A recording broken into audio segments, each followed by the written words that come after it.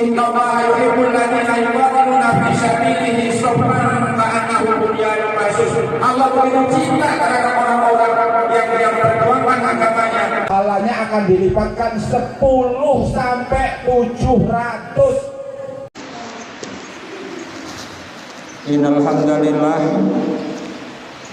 alhamdulillahilladzi arsala rasulahu bil huda wa dinil haqq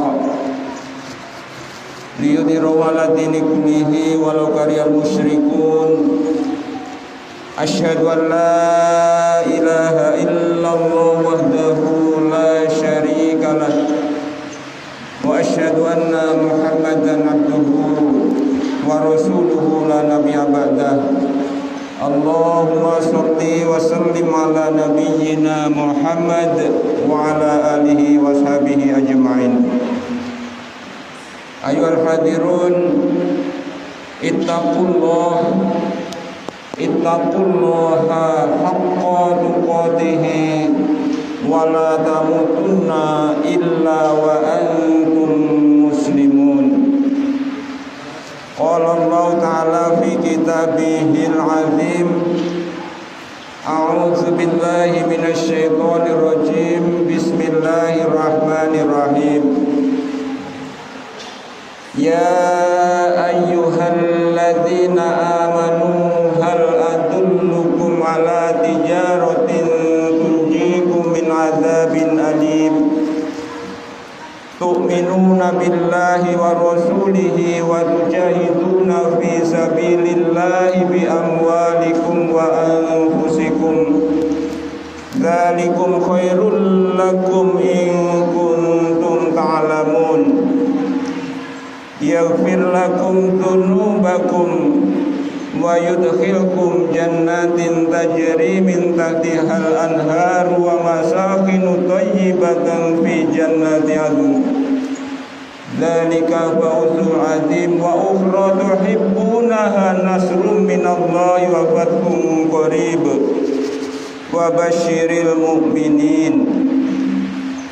Wa qala Rasulullah Muhammad sallallahu alaihi wasallam, bismillahirrahmanirrahim. Al-imanu tasdiqu bil qalbi wa qawlu bil lisan wa amalu bil arkan.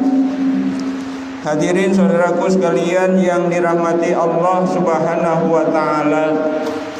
Segala puji bagi Allah yang telah mengutus salah seorang hambanya sebagai Rasul dengan membawa petunjuk dan agama yang benar agar dimenangkan dari agama-agama yang lain walaupun golongan orang-orang musyrik membencinya. Hadirin saudaraku sekalian yang dirahmati Allah, dari mimbar ini saya angkat kalimah kembali bahwa tidak ada ilah kecuali Allah Subhanahu wa taala.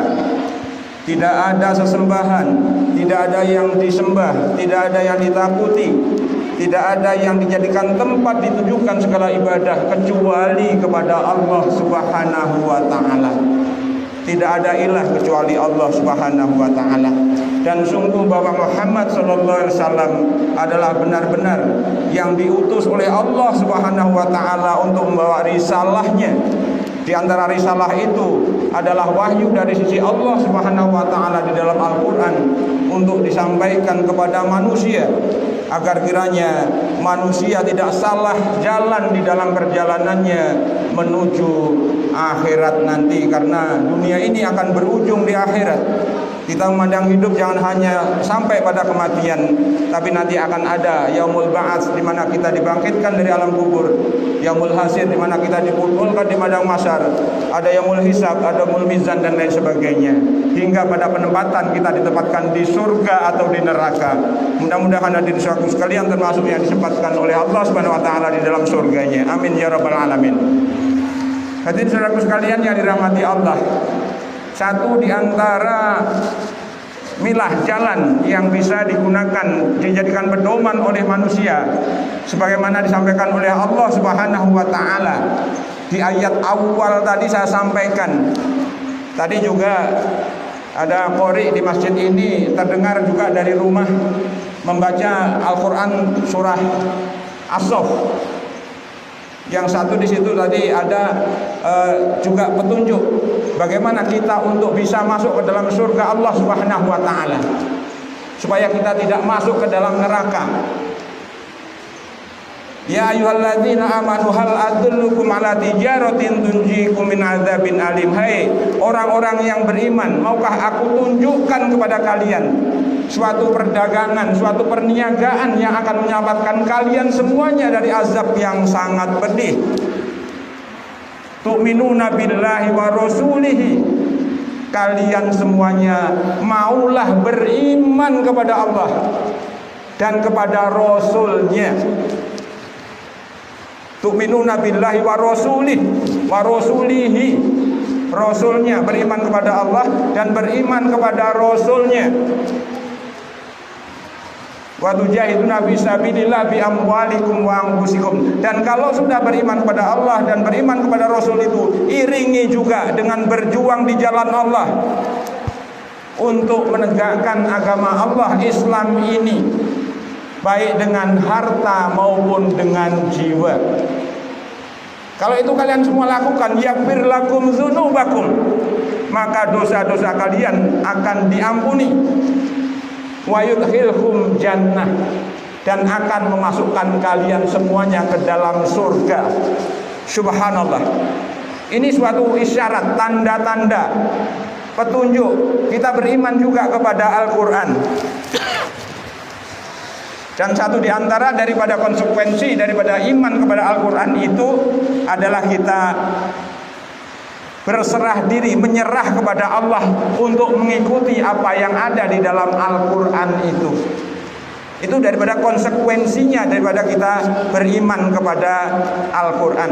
Nah, satu tadi ada petunjuk bagaimana kita harus terbebas, membebaskan diri kita dari azab Allah tadi, dari azab api neraka tadi, yaitu caranya dengan beriman kepada Allah dan beriman kepada Rasulnya, dan juga berjuang untuk menegakkan agama Islam ini dengan melaksanakan ajaran-ajarannya minimal dari pribadi-pribadi kita. Karena kalau masing-masing pribadi akan melaksanakan, maka akan terbentuk satu kesatuan yang kuat. Karena apa? Pribadi-pribadi yang berkumpul itu satu dengan yang lainnya sudah saling mengerjakannya. Lalu bagaimana kita mewujudkan daripada iman kita kepada Allah dan kepada Rasulnya? Iman kepada Allah, iman tidak hanya sebatas pada pernyataan, tidak hanya terbatas pada pengakuan. Tadi di awal juga saya sampaikan, al-imanu tasdiqu bil qalbi wa qawlu bil lisan wa amalu bil arkan. Iman itu adalah sesuatu yang ditancapkan di dalam hati dengan tancapan yang kuat, dengan keyakinan yang kuat. Selain itu juga diucapkan. Dan setelah diucapkan apa? Realisasi daripada pernyataan iman yang terakhir adalah diwujudkan dengan anggota badan, diwujudkan dengan perbuatan nyata.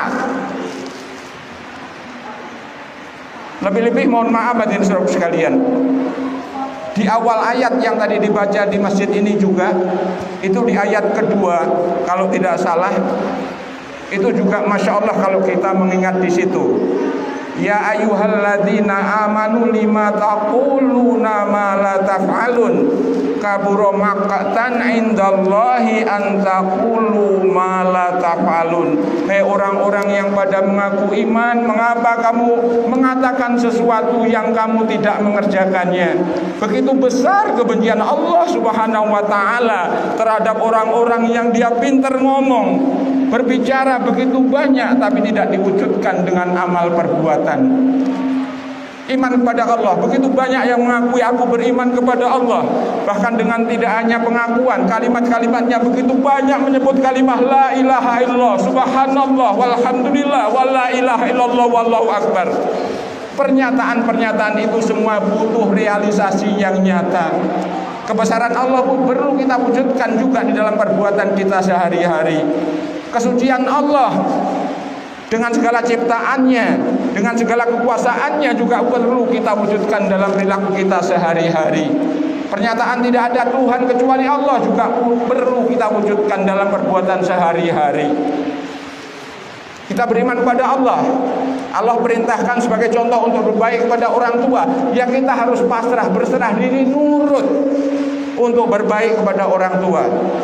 Rasul anjurkan untuk sholat berjamaah supaya kita dalam membentuk sopnya sop yang lurus, tidak terpisah satu dengan yang lainnya, untuk menunjukkan satu kesatuan Islam yang begitu kuat. Kita juga harus mengikutinya. Wujud iman kepada Rasul itu adalah kita menjadikan Rasul sebagai teladan kita, sebagai khutbah hasanah kita, untuk bersedia mengikutinya. Jangan sampai kita begitu banyak, begitu semangat, bahkan kadang-kadang semangat, begitu semangatnya hampir seluruh badan keluar keringat mengucapkan Allahumma sholli ala sayyidina Muhammad dan lain sebagainya. Tapi ketika diajak untuk mengikuti milah Muhammad, mereka seperti terkena sengat, begitu terasa sakit bagi mereka terhadap apa yang mengajaknya, sehingga memunculkan kebencian terhadap yang mengajaknya untuk mengikuti milah yang dibawa oleh Rasulullah Muhammad SAW. Jadi kalimat sholawat, Allah memberikan sholawat kepada Nabi Muhammad SAW, diberikan keselamatan, rahmat dan barokah. Ini minimal di dalam hati kita ada pelajaran di situ. Mengapa Rasulullah Muhammad SAW diberikan keselamatan, diberikan barokah dan keselamatan oleh Allah Subhanahu Wa Taala? Yang dengan itu kita akan muncul bagi orang-orang yang berpikir untuk bisa mengikuti apa yang dilakukan oleh Rasulullah Muhammad SAW dengan semampunya. Dengan berarti tidak mengecilkan, tapi akan berusaha semaksimal mungkin untuk melaksanakan ajaran-ajaran yang dibawa oleh Rasulullah Muhammad SAW. Mudah-mudahan Allah Subhanahu Wa Taala mengqadar hadirin saudaraku sekalian setelah keluarga termasuk yang kuat untuk merealisasikan iman kepada Allah Subhanahu Wa Taala dan Rasulnya. Demikian juga saudara-saudara kita yang lain dimanapun mereka berada. Amin ya rabbal alamin. Sehingga kita bisa mendapatkan kebaikan baik di dunia maupun di akhirat.